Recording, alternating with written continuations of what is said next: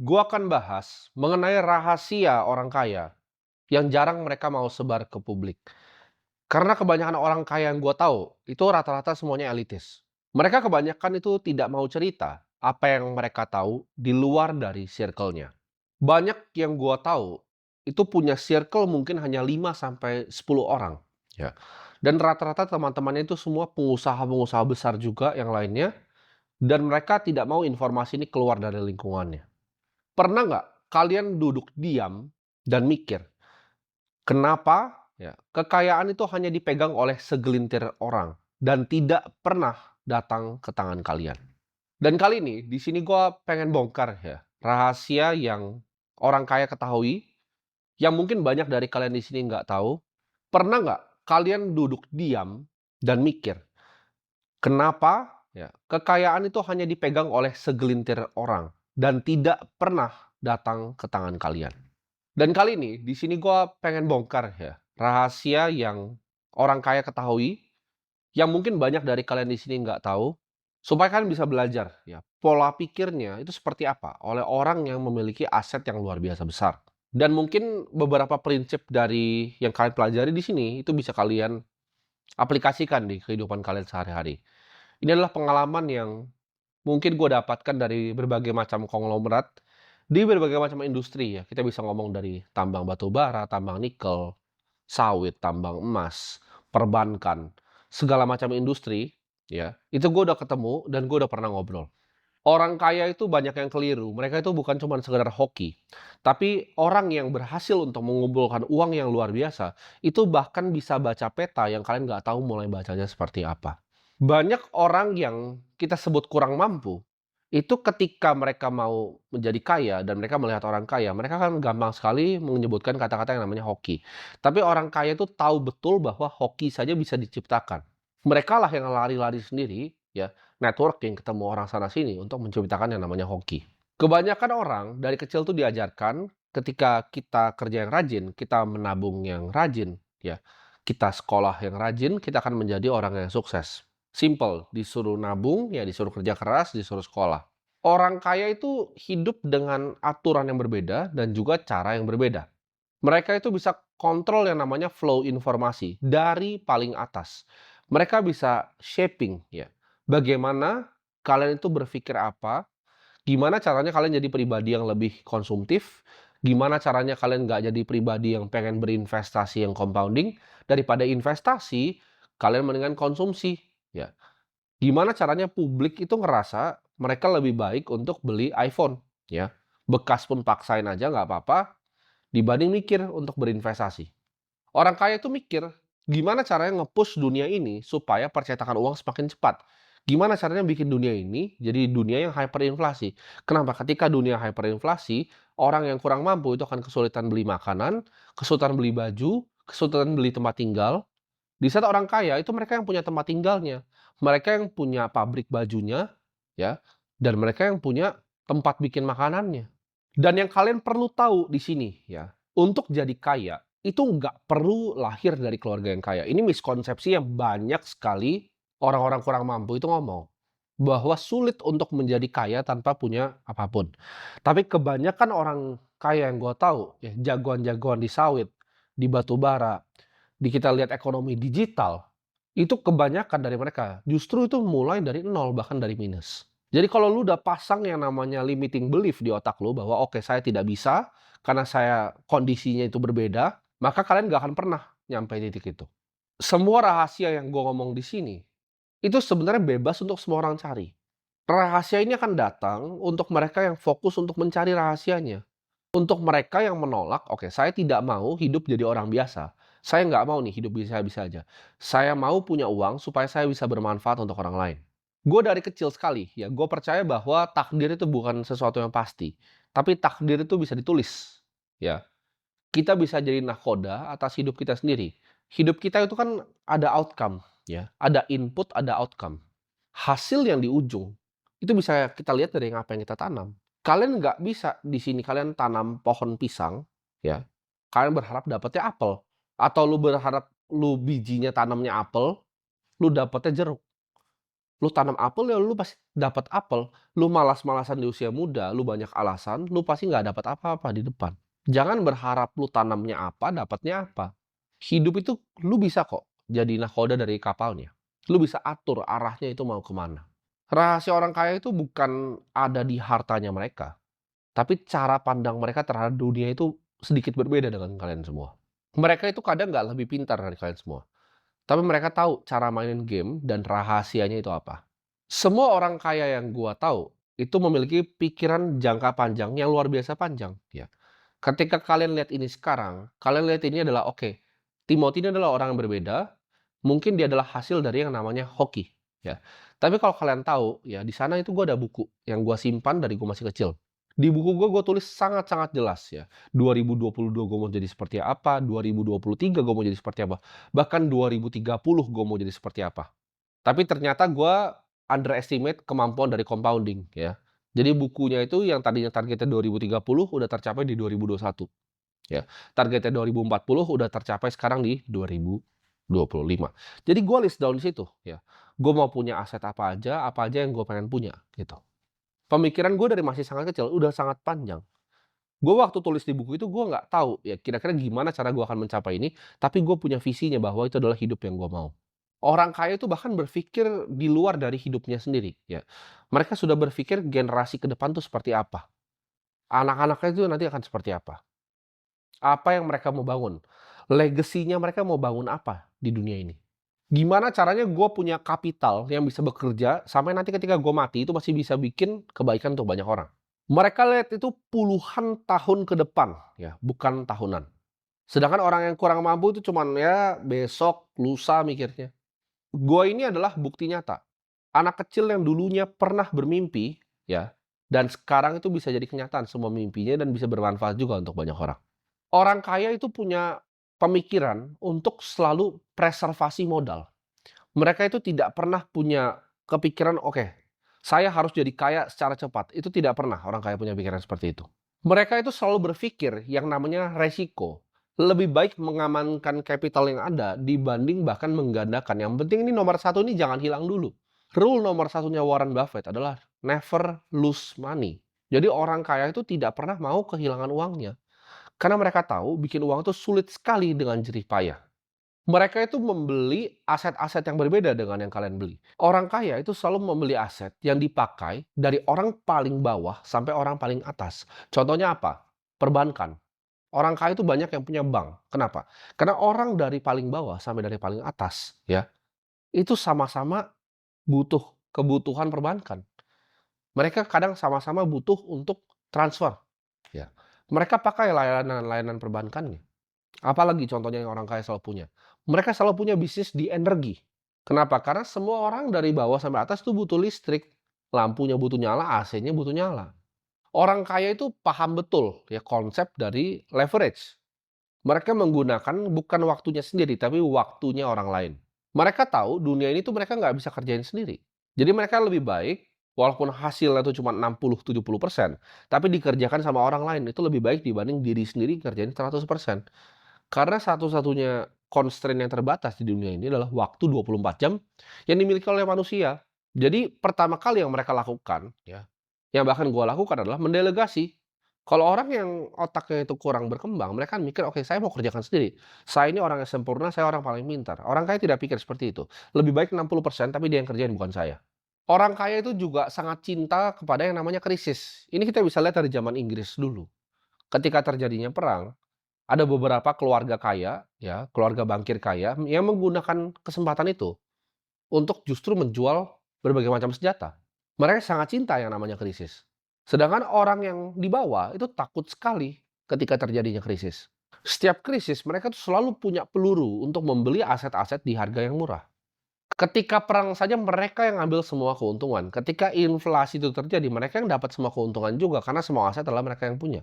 Orang yang di bawah itu selalu punya mental yang kita sebutnya di sini mental jackpot. Mereka pengen jadi kaya secara instan. Makanya di Amerika banyak sekali lotre. Di negara yang kurang berkembang seperti Indonesia, Filipina, Kamboja, Thailand, itu marak judi online.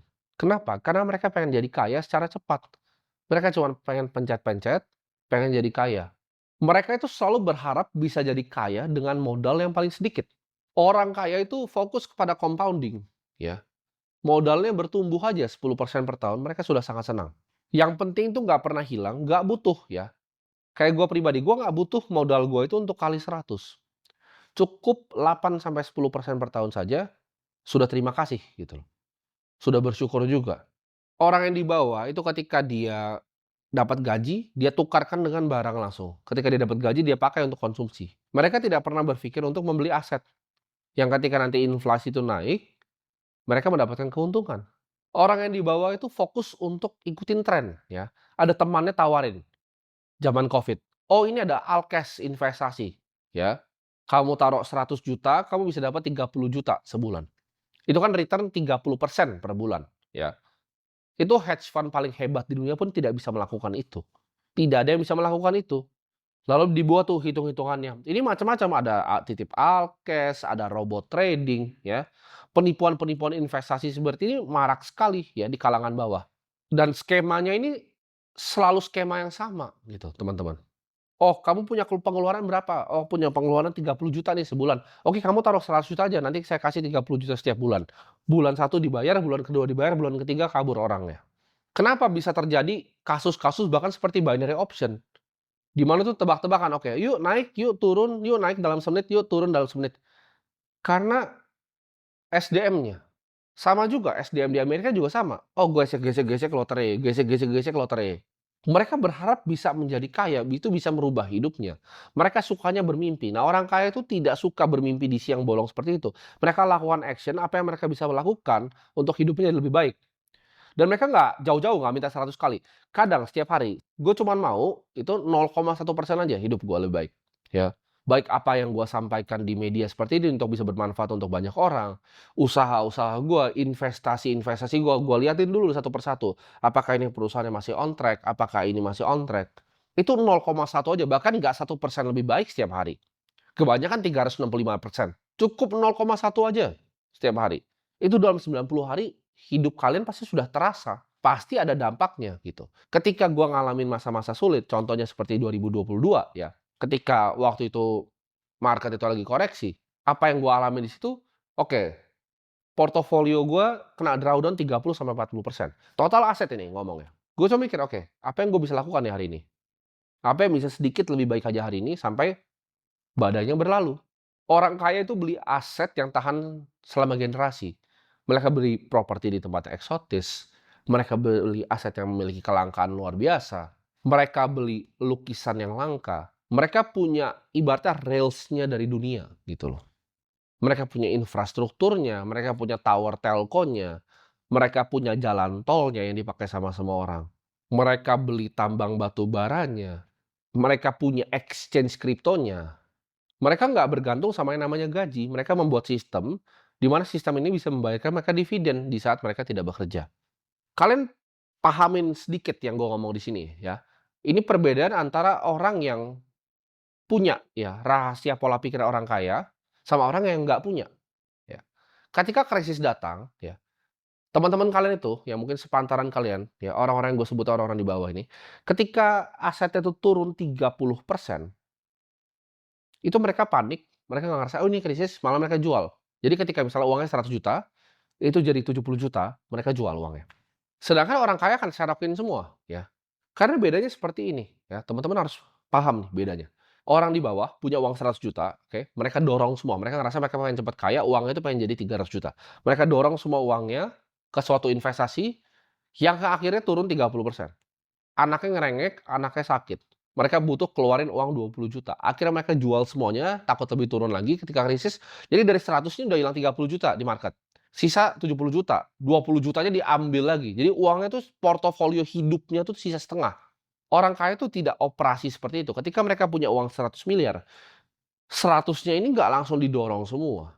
Mereka punya 30 miliar untuk dana jangka pendek, jangka menengah. 20 miliar ditaruh di aset A, 25 ditaruh di aset B, 25 ditaruh di aset C.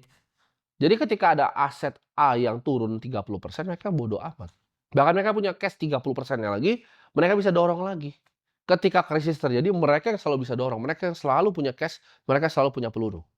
Orang-orang yang tidak tahu hal ini, mereka itu tidak punya perencanaan hidupnya, jangka pendek ini apa, jangka menengah apa, jangka panjang apa. Mereka hidup cuma buat makan, ya, ngantar anak sekolah, habis itu mati nanti ke depannya. Mereka ini nggak ada perencanaan sama sekali. Dan mereka bingung kok hidupnya di sini-sini aja. Mereka di bawah itu ibarat kalau berenang di kolam renang, ya, yang mereka harus lakukan adalah injakin kepala orang untuk bisa mengapung.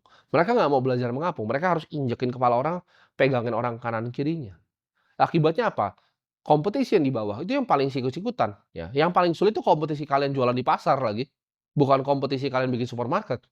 Orang kaya itu ketika sama-sama bertemu di industri yang berbeda, oke ini apa yang ada yang bisa kita kerjain bareng nggak di sini? Ini bisa kongsian apa nih bareng?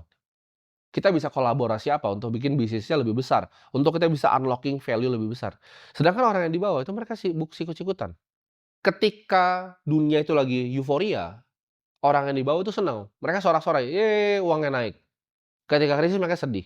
Orang yang kaya, ya ketika euforia, ketika aset semuanya lagi naik, ya. Ketika misalnya pasar saham Indonesia lagi paling tingginya, ketika misalnya aset kripto lagi paling tingginya, orang-orang kaya itu justru yang paling waspada. Mereka lihat ini, resikonya apa? Apakah ini sustainable? Apakah kemungkinan makan ada koreksi yang dalam? Dan ketika ada koreksi, pelurunya harus siapin berapa? Ini yang selalu orang bilang dengan teriak hoki. Waktu terjadi 2020, semua orang teriak, "Kok gue tuh hoki, gue bisa beli saham-saham di harga bawah." 2022 orang bilang teriak, "Gue hoki lagi, bisa beli Bitcoin di 16.000." Yang mereka tidak tahu adalah kematangan, ya, prinsip, dan kesiapan. Banyak kok yang punya uang waktu itu, yang lebih banyak dari gue. Tapi mereka tidak bisa memanfaatkan momennya. Kenapa? Karena mereka tidak punya pola pikirnya. Mereka nggak ngerti rahasia ini yang gue kasih tahu ke kalian. Orang awam di luar akan bilangnya, "Oh, ini tidak bisa direplika, ini adalah hoki yang cuma satu dibanding yang banyak." Tapi itu adalah orang-orang yang nggak paham realita dunia. Karena gua itu duduk di meja, di mana orang-orang yang di sama ini, itu semuanya mulai tanpa punya apa-apa. Hoki itu tidak pernah ada di kamus orang kaya, kita nggak suka sekali sebut dengan namanya hoki. Kita selalu yang cari cari yang namanya kesempatan. Gimana caranya kita lihat peluang ya di suatu industri, industri yang baru. Kan gue udah sering sebut di sini, ke depannya akan banyak peluang, baik di artificial intelligence, di renewable energy. Gue udah bilang tadi, salah satu industri yang paling menarik adalah energi. Kedepannya 50 sampai 55 tahun ke depan reserve batubara ini akan habis. Kalau ditambangnya dengan rate yang sama bisa lebih cepat. Ini harus diganti gitu loh. Ke geothermal, ke angin, ke air, ke fusion ke depannya, ke nuklir. Ini harus diganti energinya, sumber energinya. Dan gue juga bilang ke depan dunia ini keuangannya akan sedikit berubah. Di mana keuangan tuh akan desentralisasi. Bank mungkin formatnya akan berbeda nanti ke depannya. Ketika kalian butuh kredit, ya, itu akan format berbeda. Ketika kalian mau jadi ini saran sedikit ya, ketika kalian mau dengerin gimana cara jadi orang kaya, make sure kalian bisa filter orang yang kalian dengerin itu siapa, track record-nya seperti apa yang dia pernah buat, bukan apa yang enak kedengeran di telinga, ya. Karena apa yang enak kedengeran di telinga belum tentu adalah kebenaran. Bisa jadi orang yang kalian anggap itu benar apa yang dia bicarakan itu adalah orang yang bahkan belum selesai dengan hidupnya sendiri. Gua di sini sudah selesai dengan hidup gua, ya. Tidak ada yang gua butuhkan lagi dengan bikin ini semua. Itulah kenapa gue bisa beberkan semua nih, rahasianya apa di sini. Orang-orang kaya itu kebanyakan memiliki narasi bahwa oke yang di bawah ini nggak perlu tahu, ya. Mereka cukup apa? Mereka cukup dikasih makan, yang pertama. Lalu mereka cukup dikasih sirkus. Ini dari zaman dulu, ya. Ini dari 300 tahun dulu. Ketika rakyat itu dikasih makan, dikasih sirkus, sudah. Sirkusnya apa? Ya semua itu, sosial media yang kalian lihat. Entertainment nggak penting yang ada di depan kalian. Kalian buka YouTube, kalian buka trending, itu dia sirkusnya. Dengan kalian perutnya kenyang, ya, at least bisa makan, dan kalian bisa nonton sirkus itu, kalian nggak akan bisa mikir. Dan kalian akan nurut aja, dan kalian akan selalu jadi di bawah. Ada 2 orang, ya, di desa. Satu orang ini, ya, jadi ada mata air, dan ada desa. Satu orang itu ngambilin ember. Dia bawa banyak-banyak setiap hari. Dia jualin lalu ke orang-orang di desa. Uangnya lebih banyak dibanding orang yang kedua. Orang yang kedua itu sibuk, ya gali tanah, bangun pipa pakai bambu, segala macam. Awalnya orang yang gali tanah ini dikatain orang bego. Dia tidak dipercaya, dibilang, "Ngapain begitu? Kenapa nggak ambil ember? Yuk kerja keras." Itu kan yang kalian selalu didoktrin kan, kerja keras itu pasti membuahkan hasil. Yang penting lu kerja keras, kerja jujur, bawa embernya jujur, kalian pasti jadi kaya. Enggak. Orang kaya itu punya visi, visioner. Mereka punya visi, mereka bisa ciptakan sistem yang sampai ke visinya.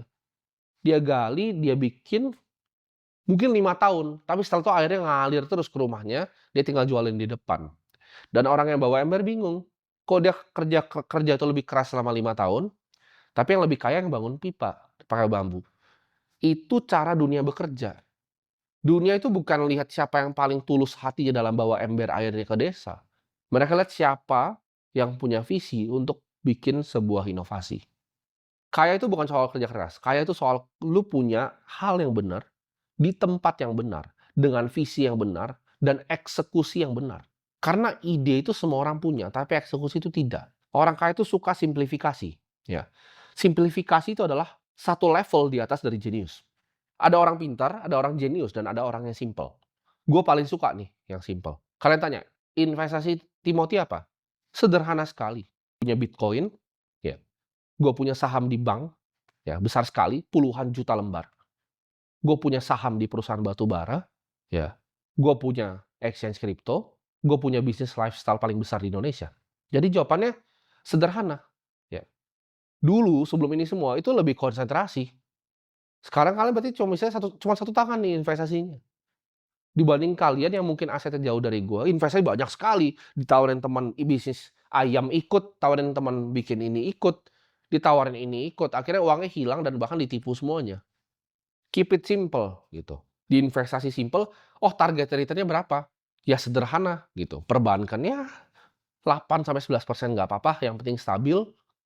Batu bara ya sekalian dapat 14-15%. Bitcoin kalau misalnya dikasih ya, masih compounding terus 20-30%. Venture equity-nya berapa? Oh, nggak apa-apa ya. 20-30% juga nggak masalah. Lifestyle-nya mungkin 30-40% nggak masalah.